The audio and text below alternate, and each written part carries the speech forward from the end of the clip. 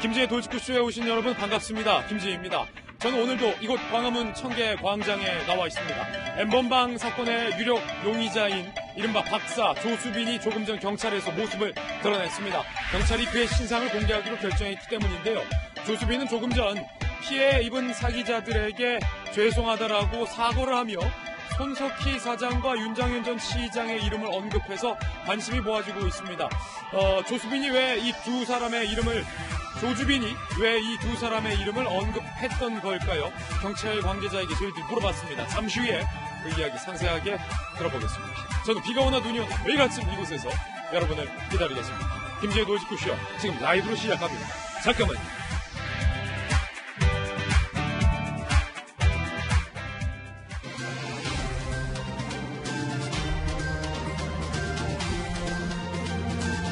신문 읽어준 남자입니다. 조주빈은 조금 전 경찰에서 모습을 드러내고 악마의 삶을 멈춰줘서 감사하다라고까지 이야기를 했습니다.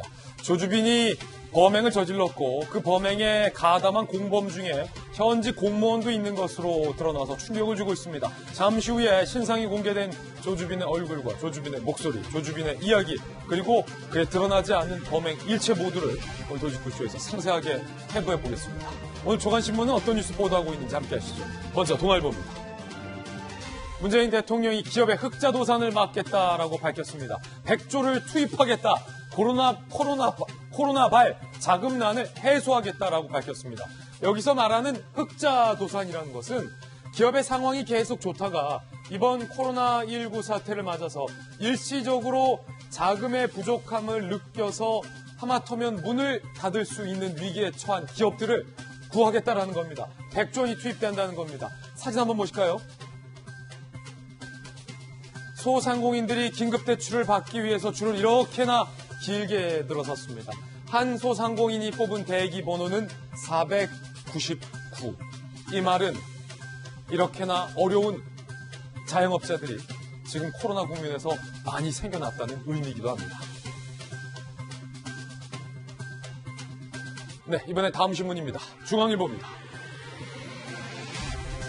유럽발 입국 급증에 정부가 애초에 밝혔던 그 방침은 전원을 검사하겠다라는 방침이었는데 결국 전원 검사는 포기키로 했습니다. 무증상자는 자가격리하시라라고 방침이 바뀌었습니다. 정부는 3일 이내에 지역 보건소에서 검사할 것으로 입장을 바꿨습니다. 매일매일 외국에서 1000명씩 대한민국으로 입국하고 있습니다. 1000명씩. 이거 감당하지 못한다는 겁니다. 확진 영유입이 늘어도 우리나라는 국경을 개방할 것을 고수하고 있습니다. 그런데 전 세계 66개국은 외국에서의 입국을 금지해놓은 상황입니다. 과연 대한민국이 국경을 개방하는 것 타당할 것인가의 논란이 오늘 일고 있습니다. 다음 신문입니다. 이번엔 한겨레 신문입니다. 성착취 조주빈 암호화폐 계좌에 32억 원이 있는 것이 포착이 됐습니다. 한 범죄 전문가는 조주빈이 이런 범죄로 얻은 범죄 수익이 100억대에 육박할 것이다라는 전망을 내놓기도 했습니다. 박사방에 올린 후원금 계좌로 가상화폐 지갑, 이른바 은행 계좌 같은 겁니다. 이 513개 지갑에서 이더리움이 입금됐다. 그런데 그게 수십억 원 규모라는 겁니다.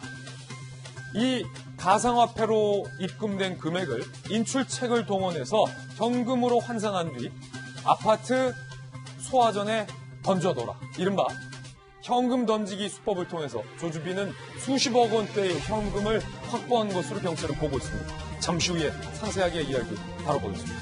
오늘 한 조간신문의 보도에 따르면 조주빈은 경찰 조사에서 본인이 성적으로 학대한 여성을 지칭해 내 여자친구다 라고까지 주장했던 것으로 알려지고 있습니다. 잠시 후에 이야기 나눠보죠. 다음 신문입니다. 이번엔 경향신문입니다. 총선이 얼마 남지 않았습니다. 여야의 비례대표 1번 후보자들의 면면을 경향신문들이 쭉 살펴봤는데 경향신문은 정당의 정체성은 보이지 않고 이슈몰이형 공천에만 급급했다라고 불편한 이야기를 하고 있습니다. 더불어시민당, 국민의당은 코로나19 국면과 관련해서 의료계 인사를 배치했고 미래한국당은 친일 프레임을 막기 위해서 윤주경 전 독립기념관장을 21번에서 1번으로 올렸다. 경향신문은 이렇게 비판하고 있습니다.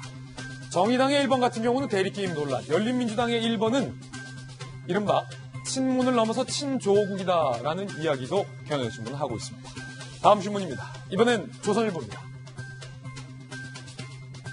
코로나19 사태가 전 세계적으로 확산되면서 2020년으로 예정됐던 도쿄올림픽이 1년 연기됐습니다. 2021년에 열리게 됩니다. 올림픽 124년 역사상 처음으로 짝수가 아닌 홀수해에 열리게 됩니다. 올림픽이 연기됐다는 것은 그만큼 코로나19가 전 세계를 치명적으로 강타하고 있다는 의미이기도 합니다. 잠시 후에 이야기 나눠보겠습니다. 지금까지 신문 읽어주는 남자였습니다. 네, 오늘 아침 저와 함께 등판한 등판 선수 소개하겠습니다. 저희 돌직구쇼의 전담 변호사, 법전 들고 다니는 변호사 정의진 변호사님 나왔습니다. 어서 오세요. 그리고 노무현 전 대통령의 헌법 스승, 경기대학교 부총장 박상철 교수님 나오셨습니다. KBS 방송기자 출신, 문체부 차관, 청와대 대변인 출신, 보수의 품격 박성규 전 대변인 나오셨습니다. 전직 에코 출신의 한양대학교의 장희영 교수님 나오셨고요. 공감과 논쟁의 국회 전문가입니다. 장성철 소장님 나오셨습니다. 모두 어서 오세요. 네, 오늘의 키워드도 3가지 준비했습니다. 하나씩 살펴보시죠. 자, 먼저 첫 번째 키워드는요, 악마의 삶. 이제 바로 조주빈의 신상을 저희도 공개하겠습니다. 조주빈이 뭐라고 말했는지 악마의 삶이라는 단어를 본인 스스로에게 얘기했습니다. 잠시 후 직접 들어보시죠. 두 번째 키워드는 백조. 세 번째는 꿔주기입니다. 의원 꿔주기는 살다 처음 들어봤습니다. 김재도 돌직구쇼 오늘 톱뉴스로 시작합니다.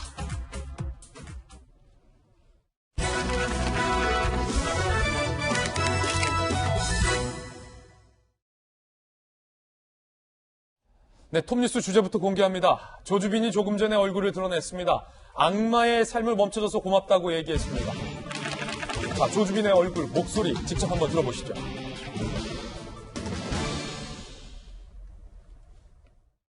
손석희 사장님, 윤장현 시장님, 김웅 기자님을 비롯해 저에게 피해를 입은 모든 분들께 진심으로 사죄의 말씀을 드립니다. 멈출 수 없었던 악마의 삶을 멈춰주셔서 정말 감사합니다. 음란물 유포함을 인정하십니까? 범행 후회 안 하시나요? 걸리지 않을 거라고 생각하셨나요? 갈까 나시나요? 미성년자 피해자들 많은데 죄책감 안 느끼시나요?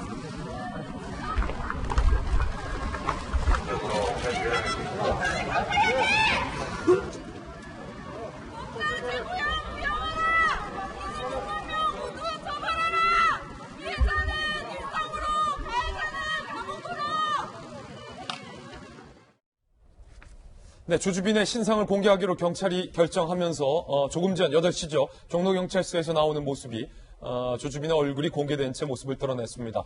조주빈은 악마의 삶을 멈춰줘서 고맙다, 감사하다라고 얘기했고 피해자들에게 죄송하다라고 사과의 말을 했습니다. 그러나 이 성학대, 성착취와 관련된 취재진들의 질문에는 일절 답을 하지 않았습니다. 본인이 준비한 답변만 한 모습인데요.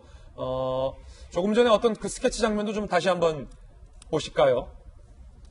조주빈의 과거 사진들은 사실 어제 다 공개가 됐었지만 이렇게 경찰이 신상을 공개한 방침에 따라서 조주빈이 얼굴을 드러낸 건데 목에 깁스를 한 모습이 상당히 좀 눈에 띄었고요. 사실은 체포될 당시만 하더라도 깁스 같은 거는 안 했었는데 그리고 이마 위쪽에 뭔가 반창고를 붙인 모습도 보입니다. 목에 깁스를 했던 이유도 있겠지만 죄송하다고 말을 하면서 전혀 이제 고개를 숙이지 못하는 그런 모습들, 이런 인상들, 과연 국민들이 어떻게 이 인상과 이 모습을 보셨을지 상당히 궁금해지는 대목이고, 사실은 이 조주빈 등이 벌인 범죄 피해 여성들이 상당히 많습니다. 수십 명입니다. 그중에 10명이 넘는 사람들은 미성년 여성들이기 때문에 그 피해 여성들과 피해자들의 가족들이 오늘 이 조주빈의 모습을 보면서 무슨 생각을 했을까 참 암담하기까지 한 대목입니다. 악마의 삶을 멈춰줘서 고맙다. 정익진 변호사님. 네네. 조주빈이 조금 전에 그렇게 말을 했어요. 본인도 본인이 벌인 행동이 마치 악마의 삶 같았다는 것을 인지했었다. 뭐 이런 뜻입니까? 끊을 수 없었다는 이야기죠. 예. 자기가 한 행동이 어떤 행동인지에 대해서 이걸 갖다가 도저히 스스로 절제하고 자제할 수 없었다. 그러니까 스스로 안 됐는데 외부적인 힘에 의해서 이 행위를 멈출 수 있게 해줬으니까 자기가 거기에 대해서 어떤 처벌을 받을지는 모르겠지만 제가 봤을 때 굉장히 중한형이 예상이 되거든요.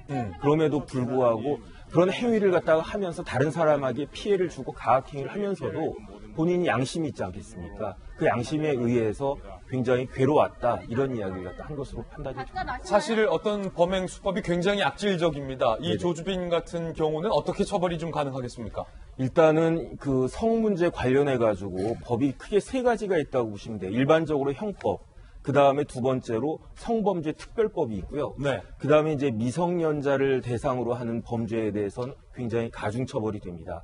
아동 청소년 성보호법이 있어요. 그런데 아청법이나 성폭력법 관련해 가지고는 조금 강하다 싶으면 기본이 5년 이상 무기징역이거든요. 제가 봤을 때 일단은 그 법정형 자체로는 조주빈 같은 경우에는 무기징역 충분히 나올 수 있는 것이 아닌가 싶고. 아, 그렇습니까? 네네. 제가 봤을 땐 그렇습니다. 그런데 예. 이제 양형 기준이라고 따로 있거든요. 그 양형 기준인데 여기에 아동이 들어갔을 때는 이게 죄질이 나쁘다 싶으면은 제가 찾아보니까 13년에서 무기징역까지 예, 하도록 되어 있어요. 근데 제가 봤을 때 일반적으로 이제 형법 말고 형법에 무슨 강간죄나 여러 가지 아주 그런 죄들이 있는데 이 성폭력 범죄법이나 아청법에서 문제가 되는 것들은 실질적으로는 카메라를 이용해 가지고 뭐 음란 동영상 찍고 올리고 소지하고 이런 것들이 문제가 되는데 예. 근데 이건 좀 틀려요. 뭐가 틀리냐면은 제가 보니까 이제 유료 회원들 같은 경우에 예. 텔레그램에 가입을 해야 되고요. 그다음에 두 번째로 그 방을 찾아가야 돼요. 예. 인번 방을, 박사방을. 그런 다음에 이때부터 어려워지기 시작하는 게 비트코인이나 이런 크립토커런시로 이 결제를 받았다는 거 아니에요? 가상화폐로. 가상화폐로. 그러니까 사실은 저 같은 경우는 가상화폐 계좌 만들지도 않았거든요. 어떻게 만드는지도 잘 모르겠고. 예. 그런데 그걸 갖다가 굉장히 어렵지만 만들고 그리고 나서 계좌를 개설한 다음에 본인 인증까지 받아야 돼요. 예. 그리고 나서 송금을 갖다가 하는데 이 돈이 작은 돈이 아니고 뭐 만 원, 2만 원이 아니고 70만 원부터 300만 원까지 돈을 갖다가 보냈다라고 하니까 300만 원까지. 이것은 제가 봤을 때 실질적으로 강제추행하고 강간하고 온갖 나쁜 짓을 조주빈이 직접 안 했을 수도 있지만 그런 부분들을 다 교사를 갖다가 했다는 이야기가 되거든요. 예.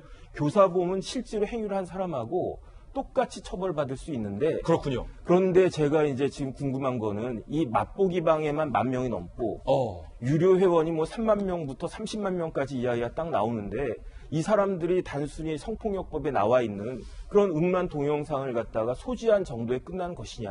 이게 실질적으로 범행이 벌어지고 있는데 그걸 갖다가 방조했다라고 하면 그러면 마치 그 행위를 한 사람에 준하는 그런 처벌이 우리나라 역사상 처음으로 그렇군요. 이루어질 수도 있는 것이 아닌가 그런 생각이 듭니다. 굉장히 중요한 지점을 짚어주셨는데, 이른바 그 박사방에서 맛보기 방부터 금액에 따라서, 본인이 낸 금액에 따라서 영상이 제공되는 수위도 달라지겠습니다만, 어쨌든 그 돈을 내고 그 영상을 보고, 다운받고, 그리고 그런 영상이 만들어지는 것을 범행 현장을 방조했다라는 판단이 된다면, 이걸 이용한 이용자들도 매우 중하게 처벌될 수 있는 가능성이 처음으로 어찌 보면 만들어졌다라는 가능성에 대해서 지금 짚어주신 거거든요.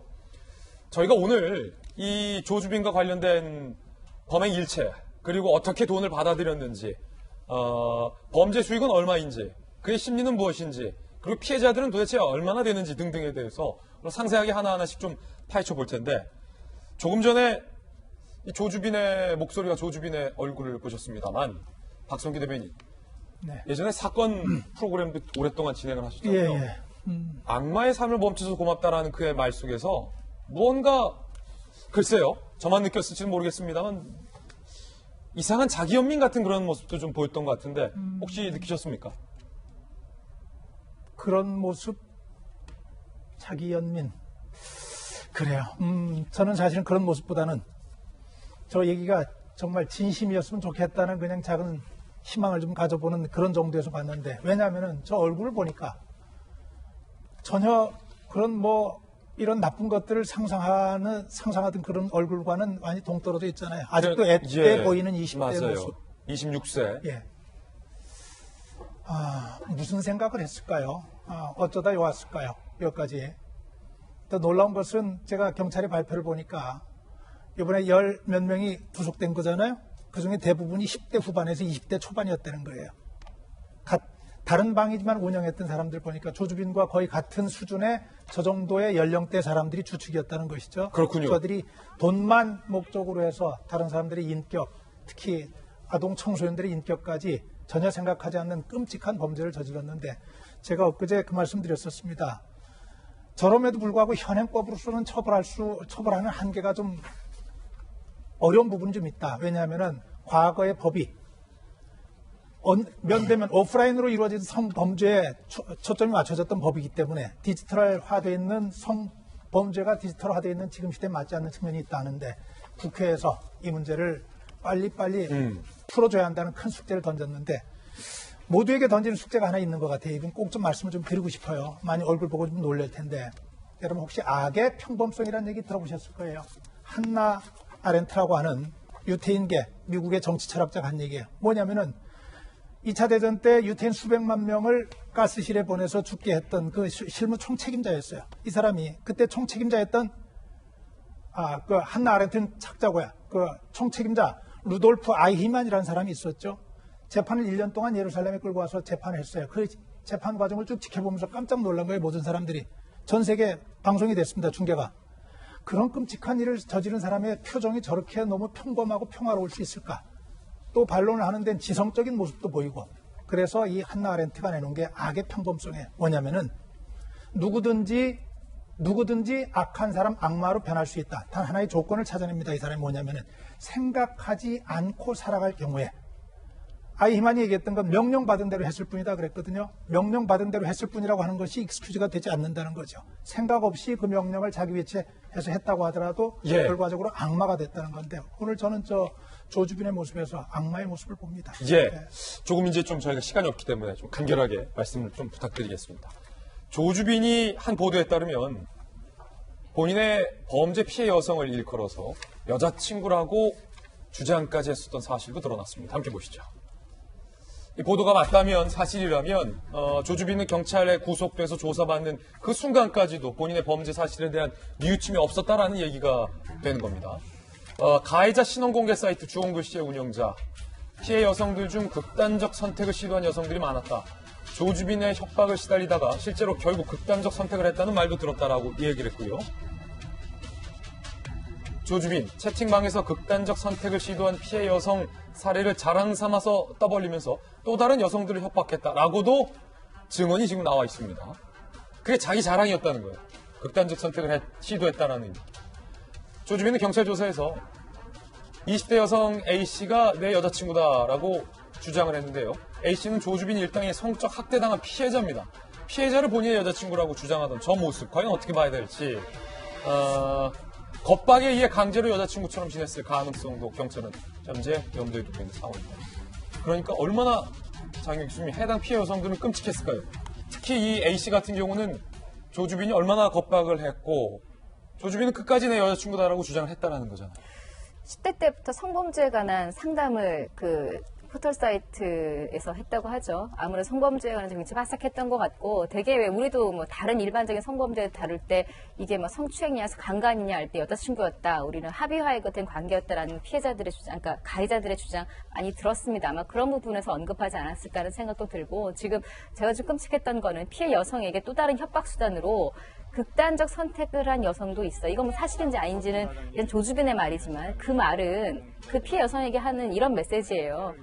극단적 선택하기 전에 너는 벗어날 수 없어. 이런 협박이거든요. 네가 뭘 어떻게 해도 너는 벗어날 수 없어. 벗어나려면 극단적 선택하는 수밖에 없는 거야 라는 굉장히 무서운 협박을 이중적으로 한 것이에요. 저게 뭐 자랑으로 했다기보다 좀 굉장히 끔찍한 협박이라는 생각이 들고 뭐 방송에서 하지 못할 정도로 거의 성노예로 삼았다는 거 아니겠어요. 그래서 아마 조주빈이 하는 말 한마디 한마디에 의미를 부여한다기보다는 본인 스스로 내가 공중파 취재한 그 PD하고 나눈 그 대화방 이 목록들이 이제 쭉 나온 걸 보니까 스스로 자기가 악마냐라는 질문도 하고 이러더라고요. 그러니까 제가 볼 때 저 사람이 나도 악마의 삶에서 벗어나게 해줘서 감사합니다. 이게 무슨 연민이라든지 자기 반성을 하고 있다라기보다 본인도 혼란스러웠던 것 같아요. 한편으로는 이건 악마의 삶일 수도 있어. 또 한편으로서는 나는 기업가야. 나는 이런저런 법적으로 문제가 될 수 있을지 모르겠지만 나는 경영을 하는 사람이야. 이런 생각을 하고 있을지 전 저 사람의 정신세계를, 조주빈의 정신세계를 모르겠었고 전 지금 포커스를 조주빈에게 두고 싶지 않아요. 지금 저 피해 받은 여성들 밝혀진 것만 미성년자가 16명이고 지금 100명 가까운 여성들이 피해자라고 나오는데 그들의 삶은 어떻게 보상이나 배상이나 이런 단어로 쓸 수가 없는 삶을 살게 된 거거든요. 저는 오히려 이제 앞으로 조주빈은 잡혔으니까 저에 대한 수사는 수사대로 하고 피해자들에 대해서 어떻게 우리가 이들을 보듬어주고 어떻게 앞으로 향후 치유해줄 것인가 이런 부분을 또 한번 좀 포커스를 맞춰봤으면 하는 생각입니다. 조주빈 일당이 아동 청부 살해 모의까지 예. 했다라는 의혹도 오늘 제기됐습니다.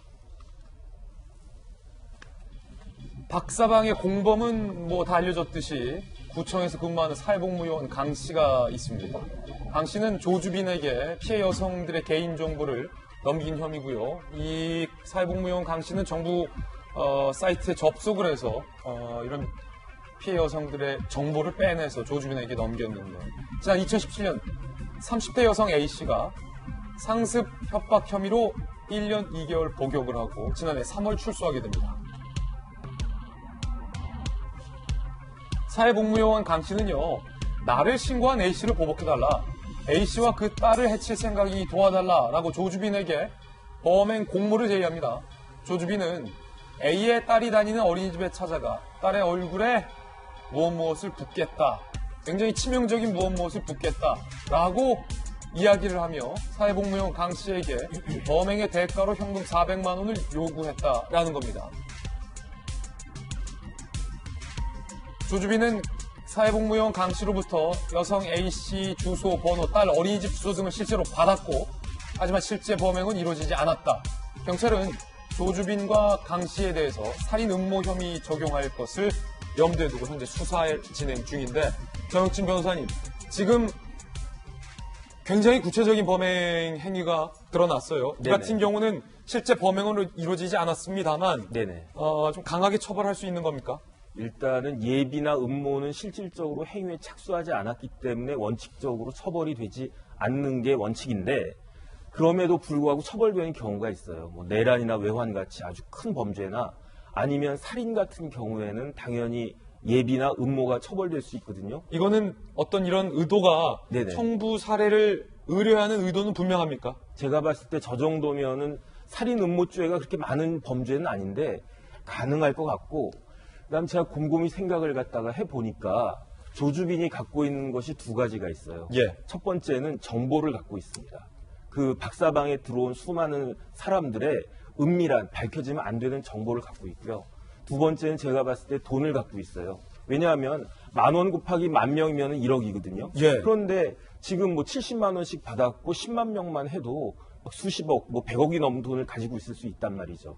돈과 권력을, 그 돈과 정보를 가지고 있으면 이게 권력이 되거든요. 그래서 이 권력은 무엇이냐면은 다른 사람을 움직일 수 있는, 자기 마음대로 움직일 수 있는 힘이 결국은 권력이 아니겠습니까? 그러니까 조주빈이 나이는 어리지만 자기한테 이러이러한 것들이 주어져 있으니까 사람 하나쯤 죽이는 거 일도 아니겠다라고 생각을 한 것이 아닌가. 저는 그런 느낌까지 들고 그 다음에 이제 400만 원 받아가지고 만약에 실질적으로 범행을 갖다가 한다고 했을 때 조주빈이 직접 했겠습니까? 자기 말을 들을 수밖에 없는 뭐 어떤 여성이나 누구를 통해 가지고 시키면 자기가 이제 그 약점이 있으니까 그 여성을 통해서 간접적으로 그런 끔찍한 행위를 할 수도 있겠다라고 생각을 하지 않았을까 하는 생각이 들고 결국 그런 모든 것들이 악마적인 삶이 아니었나 그런 생각이 듭니다. 예, 저희 돌직구쇼 출연진 출신이자 경기대 범죄심리학과 교수인 이수정 교수는요. 이 잔인함이 발휘된 근거는 돈이다. 정혁진 변호사와 같은 분석을 내놨습니다. 그리고 범죄 수익은 100억대에 해당할 것이다 라는 전망도 내놨습니다. 들어보시죠. 그야말로 이중적이다. 오프라인에서의 신사회적인 그런 자신의 모습과 온라인에서의 끔찍한 포식동물 같은 피도 눈물도 없는 잔인한 모습도 한편으로는 존재했던 거죠. 그런 잔인함이 발휘되는 근거는 사실은 돈 때문이다. 범죄 수익이 100억대입니다. 이게 애당초에 성도착증 환자거나 이렇다기보다는 굉장히 합리적 선택에 의해서 이런 인생을 살기로 작정했을 가능성이 굉장히 높은 거죠. 범죄 수익이 100억대에 해당한다. 잠시 후에 이제 범죄 수익과 관련돼서 어떤 식으로 이 조주빈이 돈을 모았는지에 대한 이야기도 좀 전해드릴 텐데 아찔합니다. 박상치 교수님, 어린이집 다니는 그 어린 자녀를 청부 살해하는 일까지 실제 범행은 이루어지지 않았습니다만 도모를 했다는 것은 조주빈의 조금 전 봤던 그 얼굴에서는 도대체 상상이 안 될 법한 범죄들이에요. 그렇죠. 그것도 본인 스스로 이제 악마라고 묘사했는데 본인이 지금 저지른 범죄의 그 크기에 비해서는 악마란 단어는 아주 정확한 저는 묘사가 아니라고 봅니다. 더 센 단어가 있으면 쓰고 그 싶다는 말에 말씀이시군요. 우리가 빨리 들어서는 안 된다고 봅니다. 예. 방금 이야기한 잔인한 범죄 행위도 정말 분노가 치밀지만 이 친구가 저지른 범죄는요, 우리 사회적으로 굉장히 큰 범죄입니다. 그래서 지금 탑뉴스에 나온 건데, 첫째는 그 텔레그램이라고 여러분 다 사용하지 않습니까? 이게 우리나라 사람들이 다른 매체보다 여기에 은밀성과 비밀성이 보장된다고 확신들 하고 있어요. 그래서 뭔가 비밀스러운 걸 다루는 나름대로 사회에 위치 있는 사람들은 애증가람 텔레그램 씁니다. 예. 여기에 저는 아주 큰 문제가 저는 좀 숨어 있다고 봅니다. 우리 옆에 변호사님 계시지만 현재 지금 조주빈의 행위라든가 행적에 대해서 기존의 법 이론 갖고 설명해서는 설명이 안 됩니다. 아까 내란 음모보다 더 큰 범죄일 수도 있어요. 현재 우리 사회에서는. 과거에 어떤 일이 있었냐면 그 박정희 그 정권이 들어섰을 때 살림법에 그 예. 나무를 키우기 위해서 살인죄가 있었습니다. 나무를 잘 나가면 사람을 사형을 시켜버렸어요. 그만큼 그 당시 때는 나무 하나가 중요했기 때문에 지금요, 이것은 아까 그 이야기 나오잖아요. 26만 명도 다 처벌하라. 어쩌면 그 말이 맞는 말일 수도 있어요. 지금 법무부에서 이 범죄인 단체 조직 법을 검토하겠다는 것도 저는 틀리지 않다고 봅니다. 이것은 아주 심각하고 26만 명 중에 돈을 어느 정도 받고 잠깐만 받다 이 문제가 아니라 어쩌면 공동 정범일 수도 있다라고 생각할 필요가 있는 게 좀 성착취라는 단어가 지금 나오거든요. 성착취부터 시작해서 이제 서로 몰래 보고 돈이 오가고 아까 우리 이수정 교수께서는 이제 돈의 문제까지도 이야기를 하지 않습니까? 온갖 게 섞여 있어요. 우리가 하나만 생각해 봅시다. 마약이라는 것. 지금 마약이 정말 세계적으로 박멸시키자 하니까 그나마 지금 잡혀왔던 건데 아직도 근절 안 되고 있습니다. 마약을 소지만 해도 그때부터 범죄가 돼요. 마약을 키우기만 해도. 마약을 전파하고 이건 그렇게 모든 것이 동원됐을 때 범죄가 근절되는 거거든요. 이것은요, 우리 국가, 요즘 우리가 신종 이 바이러스, 코로나 때문에 고생들 많이 하고 있지 않습니까? 어쩌면 이 N번방이라는 것이 그런 새로운 우리 사회에서 정말 박멸시켜야 될 그런 범죄 행위다라는 차원에서 대책도 마련해야 되고 조주빈을 보는 시각도 저는 그런 시각이 좀 밑에 깔려 있었다고 봅니다. 이제 충격적인 것은 현직 공무원도 네. 이 조주빈의 공범이었다는 겁니다. 현직 공무원이 말입니다. 지방의 한 시청 8급 공무원 A씨, 박사방 조주빈의 공범에 가담했던 것으로 드러나서 구속이 됐는데 애초에 이 공무원은요, 박사방을 이용했던 유료 회원이었다는 겁니다. 아니, 공무원이 많게는 300만 원씩 내면서 그런 여성들의, 때로는 미성년 여성들의 성학대 영상을 봤다라는 것도 충격적인데, 회원을 넘어서서 이제는 아예 사실상의 공범 역할을 했다. 회원 모집책 역할까지 했다. 법조계에서 가장 무거운 징계인 파면도 가능하다. 그건 당연한 얘기 아닙니까? 장성수 소장님. 네. 이게 사실은 더 충격적인 거예요. 8급 공무원. 운영진 13명과 함께 지금 구속을 당한 상황인데 저분이라고 하는 것도 참 말이 안 되겠죠. 같이 N번방에 가담을 하면서 유료 회원을 모집했다는 거 아닙니까? 공무원이요. 처음에 공무원 될 때 선서를 합니다. 국민을 위해서 봉사하겠다. 그런데 저 사람 같은 경우에는 그러한 공무원의 기본적인 선언과 자질 이런 것들을 근본적으로 훼손한 아주 정말 나쁜 일을 했다고 생각이 들고요. 문제는 어쨌든 또 공익근무요원을 통해서 저런 여성들의 신상 정보를 빼낸 일도 있지 않았습니까? 앞으로 이제 여기 운영진과 회원들 중에서 이러한 일들이 더 벌어질 가능성이 있어요. 그렇기 때문에 경찰에서는 이 부분을 좀 더 명확하게 좀 조사했으면 좋겠고요. 대통령께서도 지시하셨습니다.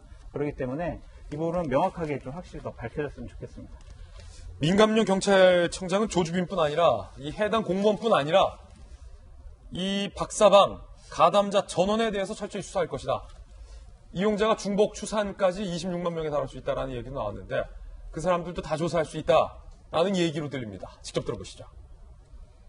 조주빈뿐만 아니라 박사방의 조력자, 영상 제작자, 성착취물 영상을 소지, 유포한 자 등 가담자 전원에 대해서도 철저하게 수사하겠습니다. 이러한 운영 가담자들의 범행이 지휘 통솔 체계를 갖춘 상태에서 조직적으로 이루어진 경우에 범죄단체 조직죄 등 의율도 검토하도록 하겠습니다. 박성희 대변인 정부에 계셨잖아요. 네. 청와대에 계셨고 네. 문체부 차관도 하셨잖아요. 지금까지는 사실은 어찌 보면 건 바이 건이겠지만 사건 따라 달랐겠지만 어떤 그런 인터넷상에서의 사이버 범죄 혹은 어떤 그런 음란물을 유통되는 범죄와 관련해서 돈을 내고 보거나 단순히 그 영상을 돌려본 사람들은 주범에 비해서 처벌이 좀 약하거나 처벌되더라도 솜방망이로 처벌되거나 처벌이 유예가 되는 경우를 저희들이 많이 봤잖아요. 아까 제가 말씀드렸듯이 디지털 시대 입법이 제대로 안 돼 있기 이번 때문에. 사건 같은 경우는 좀 다른 것 같아요. 예. 기조가. 달아야 되고 이번 사건이 하나의 큰 전기가 돼야 한다는 것, 그게 숙제인 것 같아요. 대통령도 그래서 말씀하셨죠. 사회적으로도 역시 그런 공감대가 좀 형성돼 있고. 아니 공무원도 있다잖아요. 예. 널리 보면 다 공범이거든요. 공무원의 문제, 그렇죠. 공무원도 있었고 우리 조주빈 신상 공개할 때 공식적으로 하기 전에 나왔던 얘기 뭐죠? 봉사활동도 열심히 했었고 학교에서 편집장도 했었고 모범적인 학생이었고 제가 조금 전에 누구나 악마가 될 수 있다는 얘기를 했잖아요. 악의 평범성이라는 얘기를 가지고 자 공무원도 봉사활동도 누구나 생각 없이 주어진 상황에서 자기 이익만 추구하게 되면 이렇게 갈 수 있다는 게 조주빈 사건이 우리에게 던져주는 큰 교훈인데 제가 깜짝 놀란 게 하나 있어요. 어떤 거요? 이 조주빈 사건이 경찰이 인지해서 수사한 것도 아니고 기자들이 파헤쳐서 수사한 것도 아니고 처음에 어떻게 됐는지 아시죠? 대학생 2명이 이상한 것들이 올라와 이거 안 돼. 그리고 자기들이 취재를 한 거예요. 대학생들 둘이. 그걸 강원경찰청에 이런 게 있으니까 수사해 주세요. 그렇군요. 하고 신고를 했는데 이 친구들은 지금도 N번방뿐만 아니라 음란 영상물들이 올라오는 모든 사이트를 지금 다 관찰하고 있답니다. 아침에 그 친구들 가운데 일부가 한 사람이 언론에 인터뷰하는 걸 들었는데 네. 지금 이 상황에서도 자기들이 여러 방을 관찰하니까 이 상황에서도 새로운 영상물들이 올라오고 있답니다. 지금도 보고 있다는 얘기죠. 무슨 얘기일까요? 세상 모두가 분노하고 세상 모두가 이 문제가 안 된다고 얘기하는데도 거기에 같이 휩쓸려 가는 사람들이 여전히 있다는 것. 이게 무슨 얘기냐면 이 사람들은 다 공범이란 얘기죠. 새롭게 나타날 법안에서는 보는 사람, 만드는 사람, 또 돕는 사람 모두를 같이 처벌해야 하는 이 강력한 규정이 반드시 필요하고요. 하나 더 덧붙이고 싶은 게 있습니다. 워치맨이 이번에 같이 검거가 됐잖아요. 워치맨에 대해서 3년 6개월 검찰이 구형했다고 하는데 다 새롭게 확인된 사실은 워치맨은 똑같은 문제로 현재 집행유예 상태에 있는 사람이에요. 똑같은 죄를 지어서 해서는 안 된다는 집행유예 상태에서 똑같은 범죄가 재발됐는데 3년 6개월의 구형 너무 적다는 건 누구도 인정하는데 저는 조주빈의 얼굴을 공개했듯이 워치맨도 공개해야 된다고 주장을 하고 관련된 혐의가 있는 사람들은 이번에 예외 없이 다들 정말 모습들을 드러내서 이번이 대한민국에서 성범죄가 완전히 뿌리 뽑히는 또는 뿌리 뽑히지는 못할지라도 완전히 저 가다가는 큰일 나겠구나 하는 계기가 만들어졌으면 좋겠습니다. 저는 그 공무원이 참 원망스러운 게 본인이 같이 범행을 공범할 게 아니라 그런 영상이 있다라는 것을 우연스럽게 봤다 하더라도 그걸 멈춰야 하는 게 이 공공부문에서 복무하는 이 공무원의 역할 아닙니까? 본인의 소임을 잊은 사람들이 몇 명이 더 나올지 26만 명 안에 과연 얼마나 많은 공직자들이 들어가 있을지의 가능성도 사람들은 걱정을 하고 있는 대목입니다. 왜냐하면 공무원이 실제 있다라는 게 확인이 됐으니까. 그런가 하면 이 조주빈이 두 가지 얼굴을 하고 있었다. 평소에는 황당하게도 성폭력 상담사 노릇까지 했었다는 사실도 보도가 됐습니다. 함께 보시죠. 지난 2009년부터 13년까지 한 포털사이트 지식 플랫폼에 477건의 답변글을 남기며 활발히 활동을 했다. 닉네임은 지식의 끝. 누리꾼들이 이렇게 질문했습니다. 걸그룹의 섹시코드 사회 혼란을 부추기는가? 라고 하자 조주빈은 인간은 이성적 동물이다. 사회 혼란보다 오히려 사람들 욕구 해소에 도움이 되는 측면이 있다. 음란물 다운로드를 처벌해야 하느냐라는 질문에 아동 청소년 음란물만 아니면 된다. 그건 상관없다라고 답을 하기도 했고요. 미성년자 음란물 다운로드 처벌해야 하느냐 질문에 단속 걸리면 잡혀가지만 걸릴 확률이 낮으니 걱정 말라라고 답을 했고, 삼촌이 누나를 성추행했다는 질문에 부모님께 말씀드리라. 성폭행은 친인척 사이에 빈번히 일어난다. 늘 경계해야 한다라고 답을 하기도 했다라는 사실이 드러났습니다. 그런가 하면 이 조주빈이 가상화폐와 현금 던지기 수법으로 범죄 수익을 회수했다. 이는 야쿠자나 마약 조직이 쓰는 수법이라는 얘기도 나와 있습니다. 가상화폐 전문가 A씨는요, 이 모네로는 범죄에 최적화된 가상화폐다. 전송 과정이 드러나지 않는다. 그런데 그걸 썼다는 거예요, 입장료로. 일본 야쿠자들이 선호한다는 다크코인입니다. 박서방 직원 A씨는 가상화폐를 현금으로 바꾸고 또 다른 직원 B씨의 거주 아파트 소화전에 현금 던지기 넣어둔다는 거예요. B씨는 해당 현금을 택배나 계좌이체 등으로 조주빈에게 송금을 해주는 방법을 택했다. 마약 조직이 주로 쓰는 던지기 수법으로 현금을 넘겨받는 치밀함도 보였고요. 경찰이 수사했을 당시 가상화폐 통장에는 무려 32억 원이 있는 것으로 확인이 됐습니다. 앞서서 이주정 교수는 범죄 수익은 100억대라고 얘기했지만 최대 32억 원의 자금 흐름을 포착했다는 겁니다. 국내 국외 할 것 없이 다양한 곳에서 입금이 됐고, 조주빈의 자택에서 1억 3천만 원의 현금도 압수가 됐는데, 장수수 소장님, 그러니까 조주빈이 수십억 원대의 현금을 굴렸어요. 네. 직원도 뒀어요. 그중에는 8급 공무원도 황당한 일이지만 자기 직원으로 썼어요. 어마어마한 돈이에요. 그러니까 우리가 지금 외국 사례에서만 봤잖아요. 가상화폐가 범죄 조직에 이용당할 수 있다는 것이 지금 우리나라에서 지금 벌어진 겁니다. 지금 저 사안 같은 경우에는 우리나라가 지금 법률적으로 처벌할 수 있는 규정이 없을 거예요. 지금 국회에서 여러 가지 입법 논의가 벌어지고 있는데, 저렇게 가상화폐로 거래를 감추고 수익을 얻었다라는 저런 부분에 대해서도 어떻게 환수나 처벌할 수 있는 규정이 이번에 국회 입법 과정에서 분명히 만들어져야 될 것 같다는 생각이 듭니다. 이 사람의 지금 범죄를 쭉 보면 우리가 지금 성범죄로 시작을 하긴 했습니다만, 뭐 성범죄 여성들만 피해자가 아니라 거의 가담해 있는 지금 26만 명이요.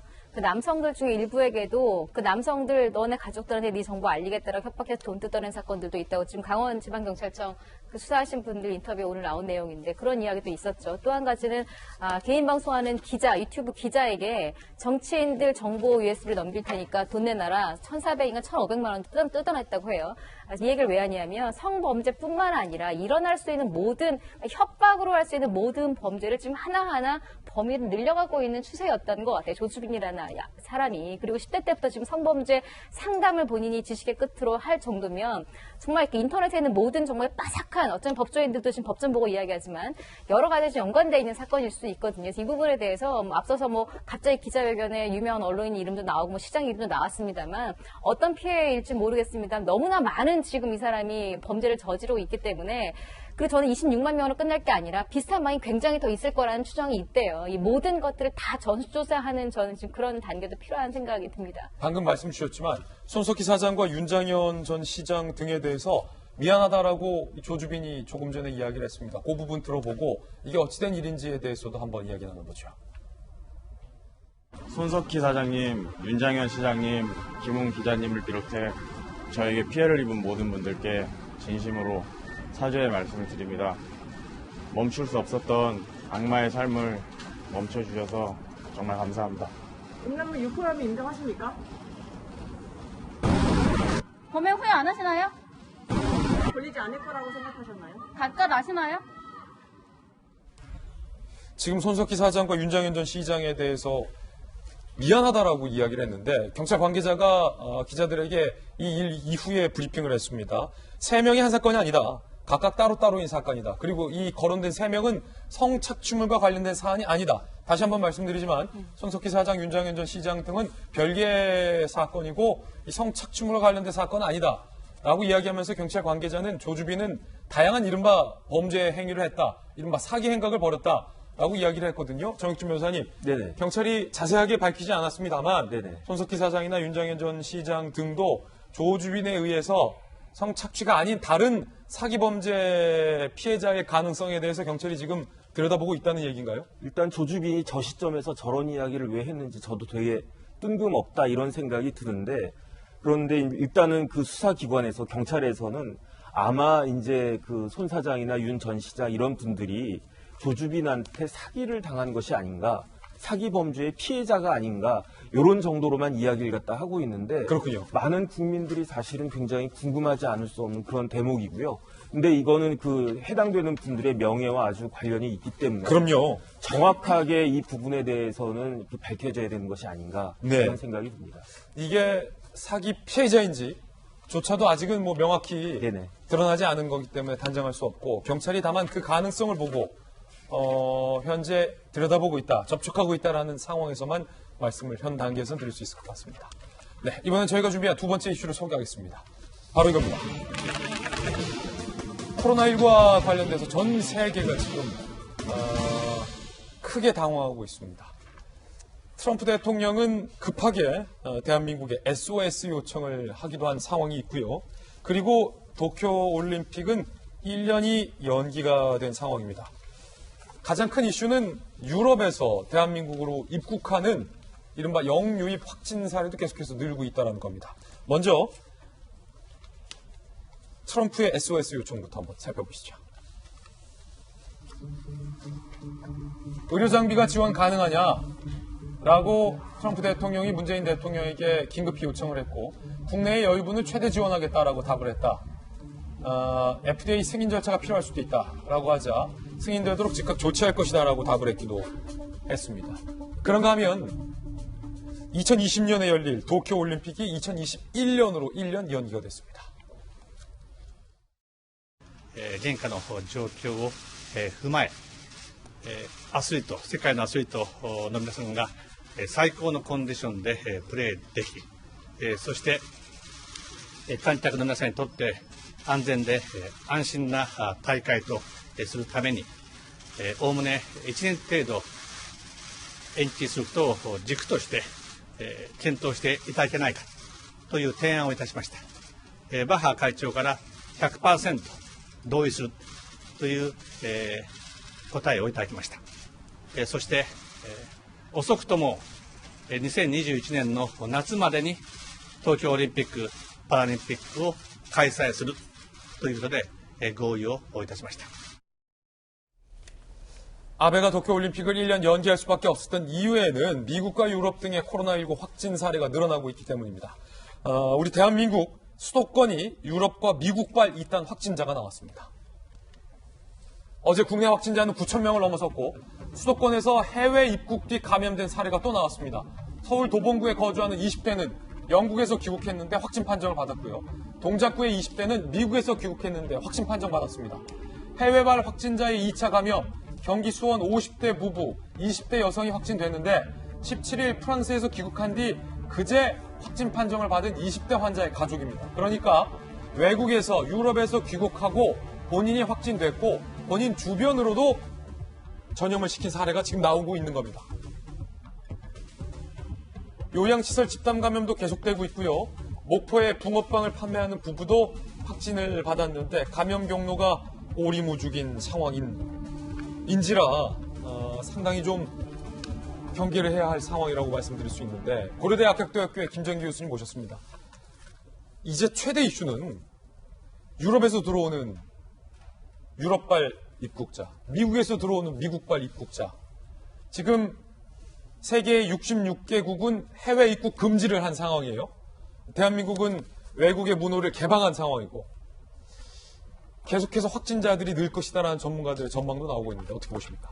제가 앞서도 말씀드린 것처럼 지금 현재 우리나라 자체 내에서 발생하고 있는 확진자도 있고요. 여기에 더해서 지금 말씀하신 것처럼 해외에서 유입되는 사람들에 의한 확진자가 나오고 거기에 2차 감염까지 나오고 있거든요. 그러니까 기존의 전문가들 저 포함해서 계속 우려하던 부분입니다. 그러니까 우리나라에서 만약에 조기에 학교 개학을 추진할 생각이 있다라고 하면, 그리고 현재 경제 사정이 굉장히 안 좋거든요. 그러니까 미국도 마찬가지예요. 그러니까 다른 나라들도 마찬가지고, 그래서 내수를 빨리 회복을 시켜야 되는데 이러한 부분들을 고려한다라고 그러면 저는 적극적으로 해외 유입되는 이런 사례들을 철저히 방지를 해야지만 그래야지 우리나라 계약도 조속히 시행을 할 수가 있고 그리고 내수도 활성화시킬 수 있다 이렇게 판단을 하고 있습니다.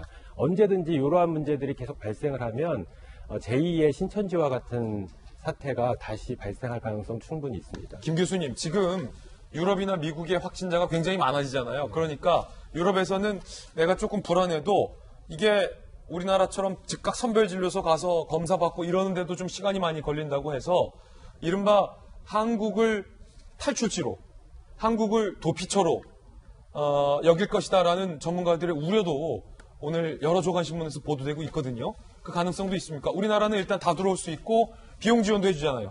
충분히 가능성이 있습니다. 특히 우리나라 같은 경우에는 의료 시스템이 접근성이 굉장히 용이하게 돼 있습니다. 그리고 현재 진단 능력도 세계 어느 나라보다도 우수한 상황이고요. 그러다 보니까 해외에서 감염이 됐는지 또 그거를 확인하기 위해서는 이제 선별진료소와 같은 데 가서 진료를 받아야 되는데 실제로 미국 같은 경우에는 내가 의심 증상이 있으면 어딜 가야 되는지도 정확히 모르고요.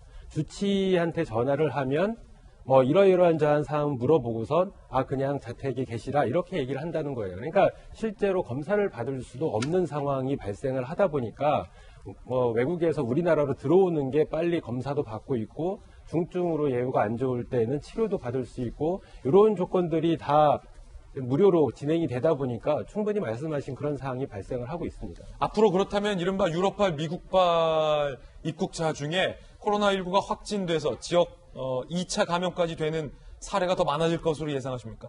당연히 더 가능성이 많다라고 봅니다. 그런 계속해서 더 많이 들어올 테니까. 사례들이 늘어날 테고 더군다나 이게 계약하고 맞물리게 되면 굉장한 후폭풍을 발생시킬 수 있는 잠재 요소가 될 수 있다 이렇게 생각을 하고 있습니다. 박상철 교수님 나오셨는데 하루에 외국에서 들어오는 입국자, 해외 입국자가 1,000명이라고 합니다. 정부가 전원에 대해서 검사하기로 방침을 했지만 하루에 1,000명씩 들어오기 때문에 정부도 방침을 바꿨습니다. 혹시 일각에서는 우리가 초기에 중국발 입국자들을 막지 못했기 때문에 명분이 없어져서 다른 유럽 국가들도 입국 금지 못하는 것 아니냐라는 의견도 있는데 어떻게 보십니까? 글쎄요, 저는 그런 의견에 대해서 동의하지 않는 게요. 예.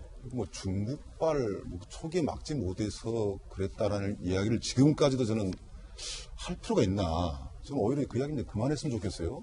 한번 공항에 한번 나가보십시오. 나가면 제2의 국민이라고 지금 이 한반도에 살고 있지 않은 바깥에 있는 우리 국민들이 들어오고 있어요. 특히 대부분 학생들입니다.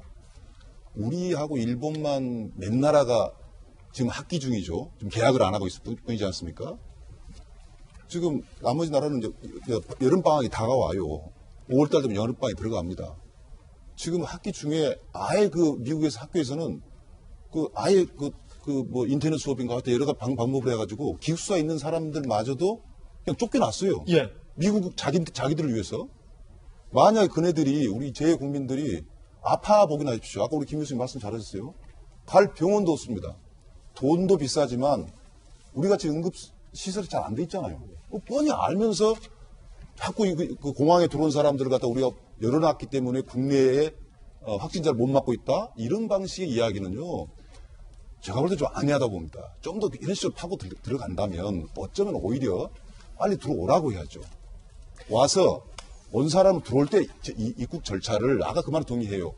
막 쏟아져 들어오니까 우리가 한계가 있을 거 아닙니까? 거기에 대한 특별한 방안 강구를 해야죠. 예를 들어서 아까 트럼프가 도와달라 해서 트럼프? 내일로 우리가 도와줄 수 있으면 좋죠. 정말 외국에 있는 우리 국민들 들어오는 거에 있어서는 우리가 인색하지 않았으면 좋겠다. 어쩌면 그것이 대한민국과 사람과 관련된 코로나 극복 방법 중에 저는 하나라고 생각하기 때문에 좀 더 좀 관대하게 저는 생각했으면 좋겠다는 생각이 듭니다. 예. 박상철 교수님 말씀 일리 있습니다. 일리 있고 일정 부분 공감할 수 있는 부분이 있는데 지난번에도 말씀드렸지만 국민의 불안감이에요. 과학적인 부분은 당연히 가야 하지만 국민들이 불안해하는 것은 요인을 하나라도 차단해 달라 그거예요. 왜 내부에만 국내에만 여러분들 잘해야 된다고 얘기를 하고 왜 바깥에서 돌아오는 것에 대해서는 그 신경을 쓰지 않느냐. 현재 지금 수치로 나오잖아요. 30% 정도가 해외에서 지금 들어오는 숫자가 돼 있단 말이야. 그리고 우리만 하는 게 아니고 다른 많은 나라들이 이미 하고 있어요. 유럽 34개 나라는 이미 다 막았습니다. 전 그래서 누구에게도 이런 얘기를 못 들어봤어요. 왜 지금 우리는 이거 막지 않습니까? 하는 그 답을 못 들었어요. 다만 짐작들만 하시더라고요.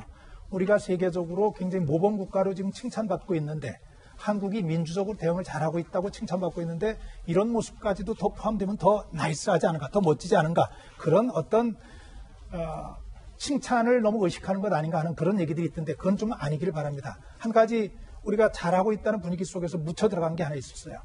3월 13일자 타임즈예요. 예. 코로나 대응을 어떻게 하고 잘하고 못하고에 대한 분석 기사가 있었는데 거기서 싱가포르, 대만, 홍콩을 굉장히 잘한 나라로 평가를 하면서 대한민국은 초기에 잘 못한 나라로 지적을 했었어요. 지적의 대표가 뭐냐면 중국과 가까이 있으면서 신속한 대응을 하지 못했다.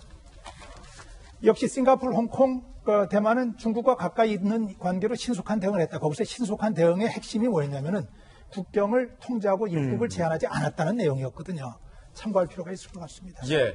그런가 하면 코로나19의 감염 징후가 후각, 냄새를 평소보다 잘 못 맡거나 미각, 맛을 평소보다 잘 못 느끼는 것이 아니냐라는 관측도 지금 나오고 있습니다. 후각, 미각 상실이 코로나19 감염 징후가 아니냐라는 의혹인데 강남에서 후각 이상 확진자가 발생했고 영산에서 냄새를 못 맡는 환자가 발생을 했고 대구 지역의 3,191명 확진자 중에 후각과 미각과 관련된 모니터링 조사 결과 확진자의 15%가 후각이나 미각을 잃었다는 답변을 받았다고 해요. 10대에서 30대 확진자의 상당수가 무증상이다. 기침도 없고 발열도 없고 흉통도 없다. 미각, 후각 상실을 단순히 넘길 우려가 고조되고 있고요. 코로나19 대책본부장은요. 무증상의 건강한 젊은 세대일수록 미각과 후각의 이상 느끼면 즉각 선별진료소를 방문하고 보건당국의 지시를 따라라 라는 얘기까지 대책본부장이 현재 하고 있는 상황인지라 많은 분들이 궁금해할 것 같아서 오늘 저희 돌직구쇼에서도 한번 이 부분과 관련해서 전문가 의견 들어볼 텐데 김정인 교수님, 네. 코로나19의 어떤 전조 증상 사실 요즘 좀 불안해요. 아예 내가 좀 머리만 아파도 뭔가 좀 기침만 나도 주변에서 코로나 아니야? 니 뭐 무리해서 그런 거 아니야? 아침 저녁으로? 그런 얘기 많이 듣거든요. 후각과 미각이 평소보다 좀 느껴지지 않는다면 이거 전조 증상으로 봐도 되는 겁니까? 실제로 과거에 한참 전에 중국 임상의사들이 비슷한 얘기를 한 적이 있었어요. 그래요? 예, 후각이나 미각에 어떤 이상이 생기는 환자들이 있는 것 같다라는 얘기가 있었었고요. 이게 구체적으로 이제 조사가 들어간 게 지금 말씀하신 것처럼 대구시 의사회에서 3,000명, 그러니까 자가격리 확진자를 대상으로 3,000명 설문조사를 진행을 했는데 그중에 15%에서 후각 또는 미각에 이상이 있었고 그중에 절반은 모두의 이상이 있었다라고 되어 있고요. 추가로 2차 조사에서 이제 동일한 집단으로 대상으로 조사를 했는데 그 자가격리 확진자 3,000명 중에 한 50% 정도가 무증상이었다라고 하고요. 다른 증상은 없었다라고 합니다. 예. 그 중에도 한 20% 정도가 후각 또는 미각에 이상이 있었다라고 얘기를 하고 있거든요. 그러니까 두 가지 측면이 있는데 하나는 실제로 무증상이면서 확진받는 케이스가 굉장히 많다라는 어떤 객관적인 자료가 되는 거고 특히 무증상 중에서도 한 20% 정도는 후각이나 미각에만 어떤 이상이 있지 다른 증상이 없다라는 사례거든요. 그래서 이건 충분히 가능성이 있는 게 뭐냐면 보통 후각에 이상이 생기는 경우 그러니까 미각에도 이상이 생기게 돼 있고요. 그러니까 이런 경우에 대표적인 원인이 이제 신경계통의 손상입니다. 그래서 치매나 뭐 알츠하이머나 이런 것들에 걸리게 되면 신경이 손상되면서 발생을 하기도 하고 우리가 흔히 알고 있는 비염이나 축농증에서 염증 반응이 일어나면 공기 흡입이 차단되면서 냄새를 잘 못 맡게 되는 상황이 발생합니다. 맞아요. 코감기 걸려도 이게 맛이 잘 안 느껴지더라고요. 네. 비슷한 거군요, 이거랑. 네. 그리고 또 하나가 이제 바이러스 감염인데 그 중에 대표적으로 인플루엔자도 이러한 증상을 보인다라고 되어 있는 사례가 있고요. 후각과 미각의 이상이. 예. 또 하나가 감기 바이러스들 중에 리노바이러스라고 있는데 이게 대표적으로 코감기를 일으키는 그 감기 바이러스거든요. 이 경우에도 이런 사례들이 보고가 되고 있습니다. 이제 코로나에 대해서는 이번에 이제 객관적인 어떤 데이터가 나온 게 처음이긴 합니다만 충분히 우리나라 사례도 그렇고 과거에 외국에 지금 독일이나 이탈리아에서도 이런 사례들을 계속 보고하고 있거든요. 그래서 요거는 아직까지는 과학적으로 검증 안 됐다라는 논란은 있습니다만 저는 제 개인적으로 충분히 가능성이 있다라고 생각을 하고 있고 현재 뭐 WHO나 우리 중대본에서는 요거에 대해서 지침 변경을 할지를 고민하겠다라고 그러는데 제가 보기엔 충분한 데이터가 있다라고 판단이 되고 빨리 지침을 개정해서 이런 부분을 해서 무증상 감염자를 빨리 선별해내는 게 굉장히 중요하다 이렇게 생각하고 있습니다. 예, 후각이나 미각에 좀 이상이 있다면 일단은 한번 본인의 몸을 스스로 좀 주의 깊게 들여다볼 필요가 있다. 김정희 교수님 모시고 이야기 들어봤습니다. 감사합니다. 네, 이번엔 저희가 준비한 다음 순서입니다. 이제 구체적인 총선 이야기로 한번 들어가 볼 텐데 여야 할 것 없이 대놓고 이제 의원을 꿔주고 있습니다. 꿔주면 나중에 갚습니까? 참 궁금해지는 대목입니다.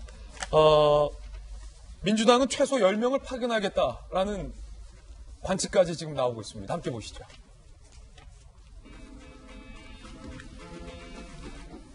여야 모두, 뭐 여야 구분할 거 없이 모두 그 투표용지에서 윗번호를 잡아라. 경쟁이에요. 미션, 윗번호를 잡아라. 왜냐하면 현역 의원들이 많아야 번호가 상위 번호를 받는데 유리하거든요. 그리고 현역 의원들이 많아야 이 돈도 다르거든요. 보조금 배분도 다르거든요. 선거자금 수십억을 더 따내고 윗번호를 잡기 위해서 민주당, 통합당 할 것 없이 의원 꼬아주기 경쟁이 지금 들어갔다는 겁니다. 갚습니까? 민주당에서는 최소 10명 파견할 것이다라는 얘기도 들리고 있어요. 어제 민주당에서 불출마 의원들과의 간담회가 열렸는데 소수의 의원들이 초대돼서 간담회에 참석을 했어요. 이해찬 대표가 이렇게 얘기했습니다. 몇 명의 의원들만 딱 불러두고 시민당에, 더불어시민당에 얼마나 많이 힘을 실어줄 수 있느냐가 중요하다라고 강조를 한 거예요. 그러니까 너희들 어차피 불출마니까 시민당으로 한번 가는 건 어떻겠냐라고 권유를 한 거죠. 심기준, 이규희, 이훈, 정은혜, 재윤경은 이미 파견에 동의한 상황이고 간담회에 참석한 금태섭, 송금주, 원혜영은 전 죄송합니다만 가지 않겠습니다. 그리고 반대입니다. 라는 의견을 얘기했는데 그런데 금태섭이 거기서 왜 나와? 금태섭이 여기서 왜 나와? 라는 논란도 있고 있습니다. A씨 간담회 참석 의원은요. 최종 파견 의원 10명을 넘을 것이다 라는 얘기도 나오고 있습니다. 이 기사를 보고 깜짝 놀랐던 게 사실상 경선에서 탈락한 금태섭 의원도 저 자리에 초청을 받았다는 겁니다. 금 의원은 그런 얘기 할 줄 모르고 갔다라고 얘기를 했는데 금 의원은 과연 이해찬 대표에게 뭐라고 답했을까요? 너 시민당 갈래? 그 비례당으로 가는 얘기가 있었는데 저는 반대 입장이고 안 간다고 말씀을 드렸습니다. 나머지 얘기는 비공개이라서 더 말씀드리긴 어렵습니다.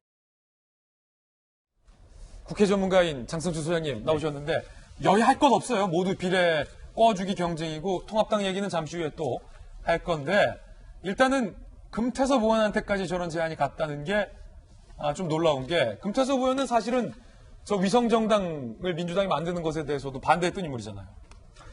그렇지만 이제 형식적으로 아마 비서실에서 전화를 했을 거예요. 우리 저희 불출마하시거나 이런 분들 차 한잔 하는데 한번 오시라라고 해서 간 것으로 보여지고요. 가서 이제 이동해라라고 했는데 금태섭 의원은 못 가겠다고 했습니다. 저거를 지금 더불어민주당에서 더불어시민당으로 가라고 의원들을 설득하는 이유는 두 가지입니다. 하나는 돈 때문에 그래요. 왜냐하면 지금 3월 말 되면 440억 원의 선거 보조금이 각 당으로 배분이 됩니다. 근데 교섭단체가 되면은요, 기본적으로 55억을 확보할 수가 있어요. 그 돈은 어마어마한 돈입니다. 예. 그렇기 때문에 그 돈 때문에 그렇고 또 하나는 비례대표 후보 용지에 1번, 2번, 3번 이렇게 첫 번째, 두 번째, 세 번째에 위치해 있어야 우리 지지층들이 쉽게 투표를 할 수가 있거든요.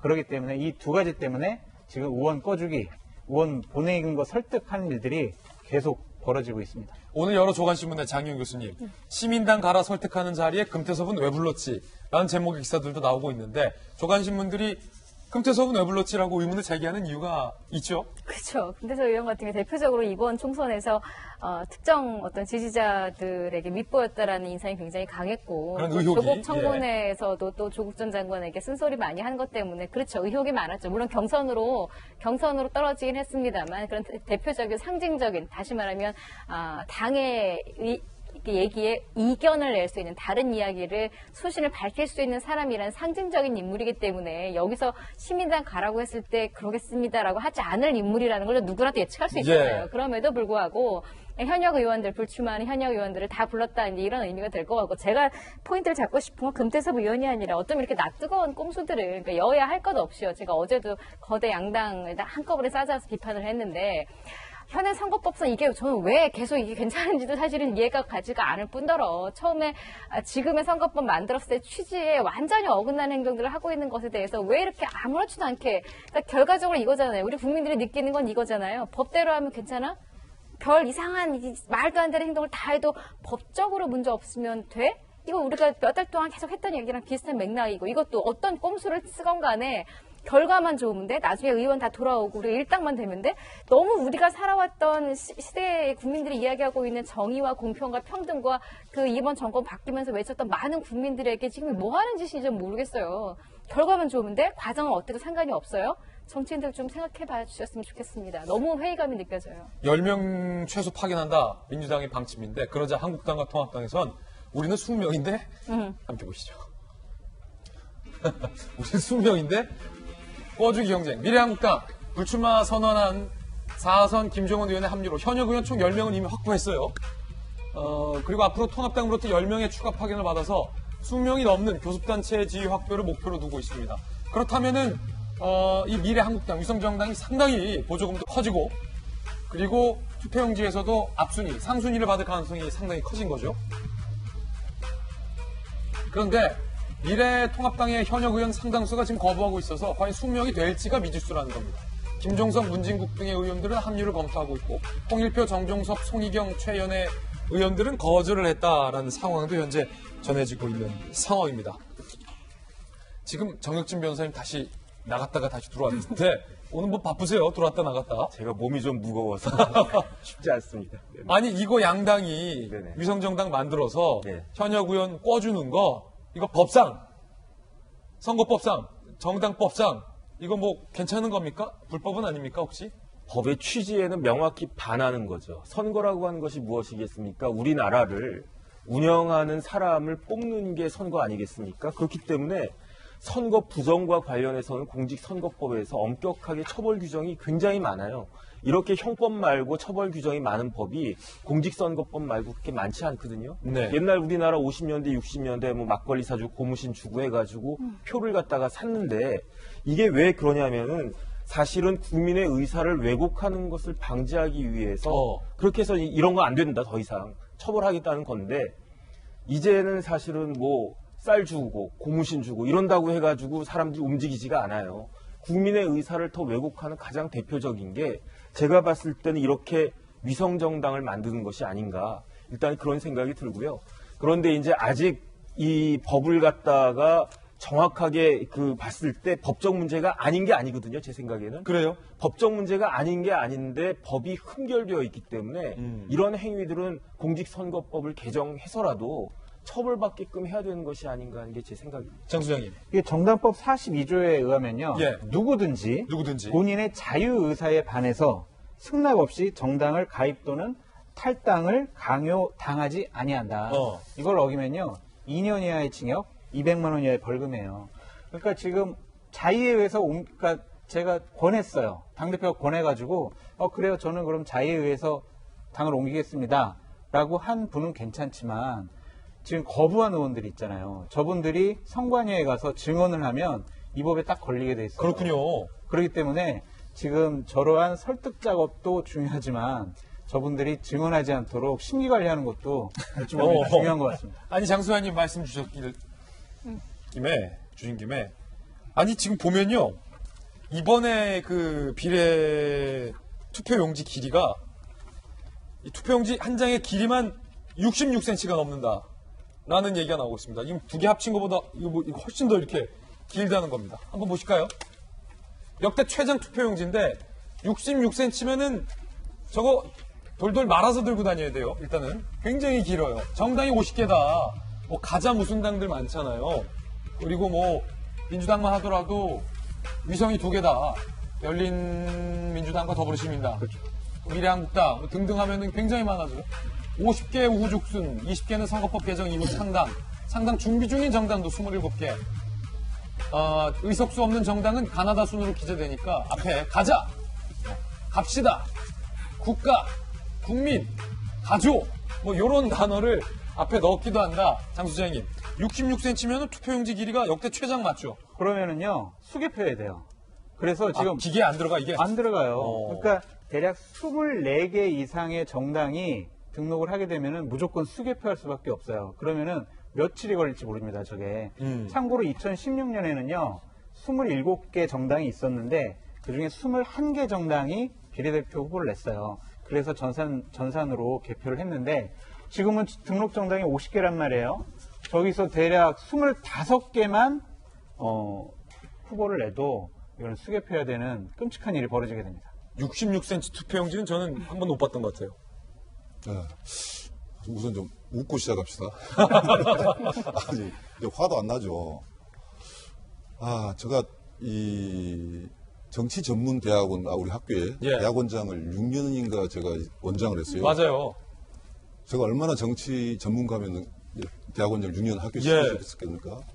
그 중에서 저는 이제, 제가 전문가라서 죄송한데요. 정당에 대해서 강의를 참 많이 했습니다. 정당은 민주주의의 생명선이다. 정당이 정말 중요하다고 정말 강의를 했거든요. 근데 지금 보면은 과연 제가 이 정당이 과연 민주주의 생명선이라면 우리나라는 어찌 된 겁니까 지금? 민주주의 다 망가진 거 아닙니까? 저는 지금의 글쎄요 아무리 좋은 말 써도 작태라고 보시죠. 정치적 작태인데 저는 모습은요 이 법으로도 이제 이번 선거는 이렇게 지나갈 겁니다. 우리가 상상하지 못한 것들이 계속 나오고 있는데 정말 우리 아까 장 소장 말씀대로 비례대표 투표용지가 길어가지고 개표를 며칠 걸렸다 하면 우리가 과거에 아프리카 생각날 거예요. 우리나라는 민주 선진 국가라지 않습니까? 그런 물리적인 부분도 새로운 변화가 와버리고 우리 과거에 한때 정당법이 그랬습니다. 선거 끝나고 2% 이상 몇 프로를 득표 못한 정당은 다 해산시켜버렸어요. 그래서 다시 정리가 됐거든요. 근데 이제는 정당 활동이 자유 그래가지고 당도 마음대로 만들고 선거에만 그냥 이름 올리면 계속 정당이 생존하는 거예요. 정말 정당 정치를 제대로 하기 위해서 정리하기도 이제 힘든 상황. 국민들도 이제 심판하기 힘든 거예요. 또 하나 중요한 것이 왜 우리 정당을 중시하겠냐면 선거 때마다 공천을 하지 않습니까? 대한민국에서 제일 높은 자리에 올라갈 사람들이 정당에서 공천하고 국민들이 그 사람을 보고 찬반 투표를 한 거나 마찬가지예요. 그래서 나쁜 이상한 사람들을 공천시키면 나라가 이상한 나라가 돼버려요. 근데 지금 상황 보십시오. 저 오지 가면 지금 정당 만들고 무슨 대학교 때 서클 만드는 기분이에요. 대학교 서클 만들듯이. 그래서 제가 아까 농담으로 했잖아요. 우리 돌직구당 만들면 김진희 돌직구당 만들면 몇 프로 지지 받을 겁니다. 우리가 과연 하겠습니까? 선거라는 것이 굉장히 엄중한 거고 그리고 그것을 주도하고 있는 게 정당입니다. 그래서 제가 처음에 시작할 때 한번 웃자 그랬는데 정말 웃음밖에 안 나옵니다.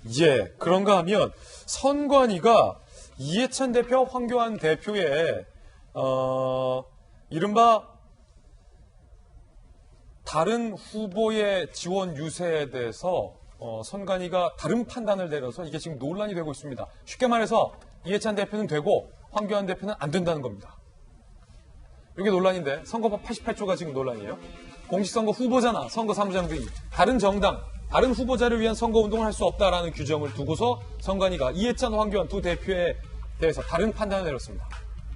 먼저 이해찬 대표는 불출마 선언을 했기 때문에 다른 후보 지지 유세해도 된다. 당대표로서 선거운동 가능한다는 판단을 내렸고 다만 선관위는 황교안 대표에 대해서 종로에 출마하지 않냐. 그렇기 때문에 전국 비례정당과 선거가 겹친다. 그래서 다른 후보자나 위성정당의 선거 유세를 하면 안 된다. 선거법 위반이다라는 선관위 지금 유권 해석을 내린 상황인데 정익진 변호사님이 여쭤보기 전에 박성희 대변인 이 경우는 좀 어떻게 보십니까? 이해찬은 되고 황교안은 안 된다. 저는 웃음밖에 안 나요. 왜냐하면 선관위가 그래요. 좀 기계적인 어떤 경직성이라고 얘기하기도 그렇고 도대체 현실을 인정하고 이해하고 가는 것인지 선거 때 선관위는 심판이거든요. 심판은 공정해야 하거든요. 어제 무슨 일이 있었습니까? 오세훈 후보의 선거 현장에서 선관위가 이걸 어떻게 했느냐 안 했느냐 가지고 시비거리가 됐었어요. 자, 황교안 대표는 종로에 출마하기도 하지만은 선대 본부장 아닙니까? 예. 지금 통합당에. 예. 통합당에서 선대 본부장이 가서 지원 연설을 하지 못한다? 저는 저런 규정을 기계적으로 적용하려고 하는 것 자체가 오해를 부를 수 있다는 생각 또 했으면 좋겠고, 선관위가 선거가 잘못되고 부정으로 흐르고 또 그 선거가 불법으로 흐를 수 있는 가능성을 차단하고 나머지는 정당한 경쟁을 통해서는 선거가 제대로 갈 수 있도록 돕는 게 선관위 역할이거든요. 존재 이유가. 그러면은 그 존재 이유를 가지고 생각해 볼 때 지금 하고 있는 일을 제가 뭐 따로 이 얘기를 안 하더라도 선관위가 판단할 수 있을 것 같아요. 정신 변호사님. 일단 88조가 어떻게 되어 있냐면요. 후보자는, 그러니까 주체가 한정이 돼 있어요. 후보자는 다른 정당이나 선거구가 겹치는 다른 후보자를 위해서 선거 운동을 할 수 없다, 이렇게 되어 있어요. 그러니까 쉽게 말하면은 정당이라고 하는 것은 이념이 같아야 되는데, 그런데 내 이념과 다른 정당을 위해서 운동을 하는 것은 그거는 선거에 맞지 않는다, 이런 규정이거든요. 그렇기 때문에 사실은 제가 봤을 때 저거는 이론적으로 맞는 이야기입니다. 그러니까 미래통합당의 후보자인 황교안 대표가 그 미래 한국당을 위해서 선거운동을 한다? 이건 맞지 않고요. 그런데 다만 이제 이해찬 대표 같은 경우는 후보자가 아니니까 여기서 빠져나갈 수 있는데, 그렇다고 해가지고 이해찬 후보가 뭐 더불어시민당이나 아니면은 열린민주당이나 이런 데 운동하는 것도 사실은 맞지가 않고요. 그렇군요. 그렇게 따지자면, 선관위 대로자면. 그러니까 이제 공직선거법의 취지에 따르면 당대표씩이나 되는 사람이 다른 당 가가지고 선거운동하는 거는 그건 뭐 하자는 이야기니까 말이 안 되고, 그다음에 여기서 끝난 게 아니고 사실은 이게 부정선거운동죄에 해당이 돼요. 그렇기 때문에 황교안 대표 같은 경우는 형사처벌까지도 가능할 수 있으니까 더더군다나 조심해야 되는 것이 아닌가 싶습니다. 예. 근데 이거는 판례가 있어요. 검찰이 2010년도에 유시민. 예, 유시민 전 국참당 경기도지사 후보가 고양시에 와서 당시 민주당 최성 후보를 지지 선언을 했어요. 투표해달라고. 그거를 검찰이 이제 내사를 하다가 무혐의 종결을 내렸거든요. 그 이유는 1999년도에 이 선거법 88조에 대해서 유권 해석을 내렸어요. 이 조항의 기본적인 취지는 후보들 간의 매수, 담합 이런 것을 방지하기 위한 것이다라고 규정을 내렸거든요. 그렇군요. 네, 그렇기 때문에 이 부분 같은 경우엔 황교안 대표, 이해찬 대표 별 문제 없을 것 같다는 생각이 듭니다. 그렇군요. 이번엔 저희가 준비한 네 번째 순서입니다. 총선 핫플 준비했는데 어떤 분들이 총선 핫플에 선정이 됐을지 바로 만나보시죠.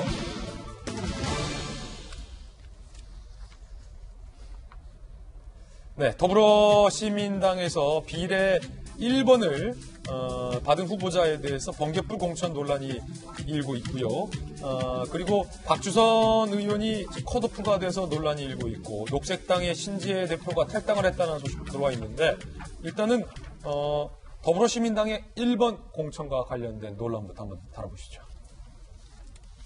신현영 전 대한의협 대변인인데, 더불어시민당 비례대표 후보 1번을 받았는데, 비례대표 후보자를 공모하고 신청하고 심사하고 공천받는 게 하루 안에 다 이루어졌다는 겁니다. 이른바 번개불 공천 논란인데, 급조정당 졸속 공천 한계가 아니냐라는 지적이 현재 나오고 있는 그런 상황입니다.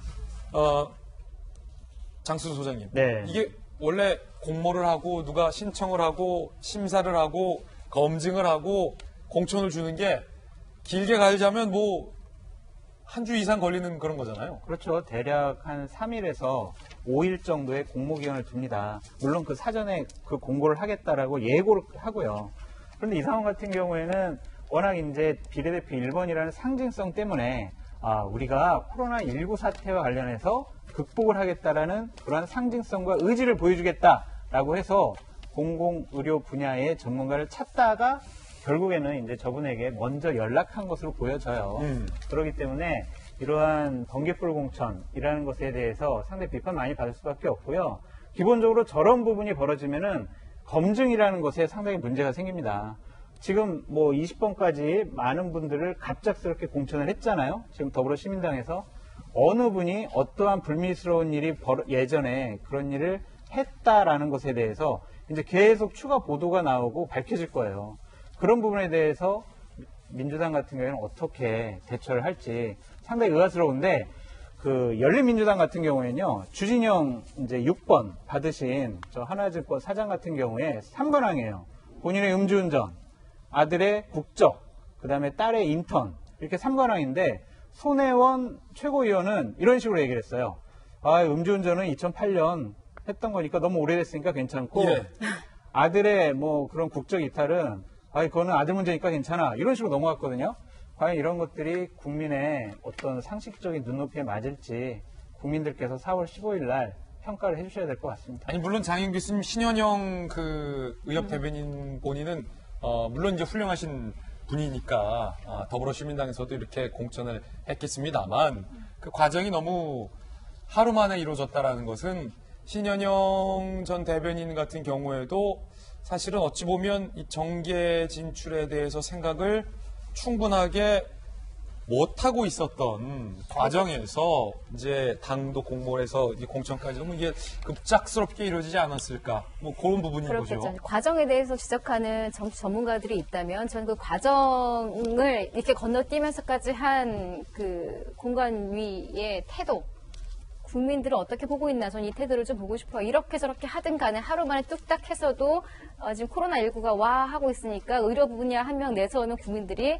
혹하겠지. 이런 생각을 했으니까 1번은 내세우지 않았겠어요? 대대적으로 뉴스가 나올 테고 비례 1번이 누구냐가 나올 텐데 그러니까 이 와중에 또 분명히 잡음이 나옵니다. 대표적으로 최영선 대표 같은 경우에는 자신이 이번에 후보 못 받은 것에 대해서 내가 1번 위안부 피해자분들을 왜 이렇게까지 했는데 내 이름을 뺐다 지금 이렇게 또 불만 섞인 소리를 내고 있어요. 이런 잡음에도 불구하고 잡음이 있을 것을 예상하고도 비례 1번을 무조건 의료 분야 관련된 누군가를 내세웠다. 누가 봐도 전략적이거든요. 그러니까 이런 얄팍한 전략들의 국민들이 속을 거야 혹은 국민들에게 통할 거야 라는 생각을 했다는 이들의 시각에 저는 조금 더 한탄스럽습니다. 제가 지금 선거철이라서 요즘 어느 한 당이 공천을 잘했고 한 당이 못했으면 상관없는데 일방적으로 더불어민주당 관련돼서 좀 약간 비판의 소리가 너무 높기 때문에 톤 다운을 좀 시켜드리고 싶었어요. 아니 뭐 그런 잘못됐다는 게 아닙니다. 저도 비판은 아니고 그냥 태도가 조금 그렇다고 해서 뭐 미래통합도 못했고 더불어민주당 또 눈여겨 봐줄 때가 있습니다라고 제가 변명하는 건 또 아니에요. 예, 그럼요. 어떤 이야기를 하고 싶냐면 루소가 그런 이야기를 했어요. 일반 국민들은 유일하게 딱 찰나에 도장 딱 찍는 투표하는 그 순간에만 자기한테 권력이 있고 바로 자기 권력은 사라진다. 투표 잘해라는 이야기죠. 투표를. 이번에 공천은요. 국민들이 이랬으면 좋겠어요. 저는요. 진보적인 국민, 보수적인 국민 모두가 자기의 구미에 맞는 것을 선택할 수 있는 그 자유가 저는 있다고 보고 그런 정책 결단을 내려야 되는데 각 당에서 한번 보십시오. 국민들을 의식해서 하는 공천인가 아닌가만 기준으로 해가지고 이번 투표를 했으면 좋겠다. 이러다 보니까 정치권이 자기 마음대로 하다 보니 결국 힘들어지는 유권자예요. 저도 그렇다고 해서 가서 막 1번만 찍을 수는 없습니다. 저도 이제 보려고 그래요. 그런 식으로 우리가 투표를 했으면 좋겠다. 예. 그렇게 하면 또 민생당에서는 4선 박지원 의원이 컷오프되면서 논란도 있고요. 그런가 하면 시민당의 비례대표에 오른 양이원영 에너지전환포럼 사무처장이 민주당의 비례위성정당에 대해서 과거에 비판을 하다가 또 비례정당으로 공천을 받아서 지금 논란이 되고 있습니다. 현실 정치는 이런 거군요. 이런 식으로 비례연합정당을 만들면 유권자들이 표를 줄까요? 한국 정치가 조금이라도 진전될 걸로 기대했는데 민주당 참 실망입니다. 라고 비판을 했었는데 민주당의 더불어시민당의 비례대표 9번을 받게 됐고요. 그런가 하면 지난 대선 때 페미니스트 대통령을 내걸며 출마했었던 녹색당의 신지혜 후보는 녹색당을 탈당해서 또 무소속으로 출마를 했습니다. 들어보시죠. 녹색당에서 탈당한 주요 이유가 두 가지가 있습니다. 이 거대 양당이 소수 정당을 빨아들이려고 하는 사태.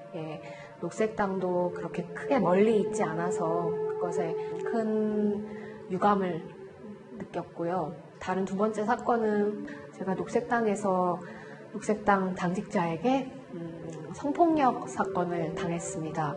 구닥다리 낡은 정치와 결별하고 우리 앞으로 가자라고 하는 말씀을 드리고자 무소속으로 출마합니다.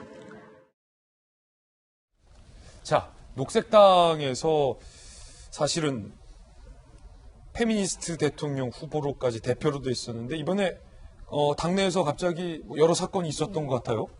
황영 교수님. 본인, 그러니까 뭐 성추행 문제도 사실은 걸려 있었고, 그 무엇보다도 지금 뭐 연합정당을 만드냐 안 만드냐 이 과정에서 그 정치개혁연합이냐 아니면은 지금 지금 새롭게 이제 된 당이냐 이 가운데서 녹색당이 이름이 들어갔다 안 들어갔다 여러 과정이 있었어요. 지금 우리 얘기하고 있는 분의 인터뷰에 따르자면 보니까 이론적인 정의에 대해서 이야기를 하고 있는 것 같아요. 일단은 지금 현재 선거법 연동형 비례제 자체가 뭐 다당제를 표방을 하고 또 여러 가지 의견이 있는 소수정당들을 위한 선거법이라고 해놓고서는 결국 가서 마지막에 이러고 있는 것, 여기에 대한 환멸도 느낀 것이고 개인적으로 이제 당에 대한 환멸도 느낀 것이고, 그리고 무엇보다 그렇군요. 미투에 관한 이야기를 강조를 많이 하셨거든요. 미투 피해자 중에 정치인 출신이 없었는데 다들 이런 분위기 속에 나라도 한번 나서서 이야기하고 싶었다. 여러 가지로 현 시대의 정치가 얼마나 본인 나이브라는 표현을 썼잖아요. 순수하지 않은지에 대한 고발과 함께 어쩌면 나는 좀 순수한 정치를 해보겠다는 출사표가 될 수도 있을 것 같습니다. 그렇군요. 그런가 하면 선관위가 이제 오세훈 후보의 유세를 방해했다라는 의혹과 관련해서 대진연 단체에 대해서 선관위가 고발했다는 소식도 지금 들어와 있군요. 저희들은 60초 광고 후에 돌아오겠습니다. 잠시 후에 뵙죠. 네, 오늘 저희가 준비한 소식들 모두 다 전해드렸습니다. 저희는 내일 아침 9시 15분에 더욱더 풍성한 소식 들고 인사드리겠고요. 지금부터 시작되는 라이브 방송 2~3할로에서는 이른바 의원들 꼬아주기, 그리고 또 금태섭이 거기부터 왜 나와 등등의 본방에서 못다한 이야기들, 그 뒷이야기들 상세하게 다뤄보도록 하겠습니다. 건강한 하루 보내시고 저희는 또 건강한 모습으로 내일 뵙겠습니다. 오늘 하루는 분명 어제보다 나을 겁니다. 좋은 하루 되세요. 고맙습니다.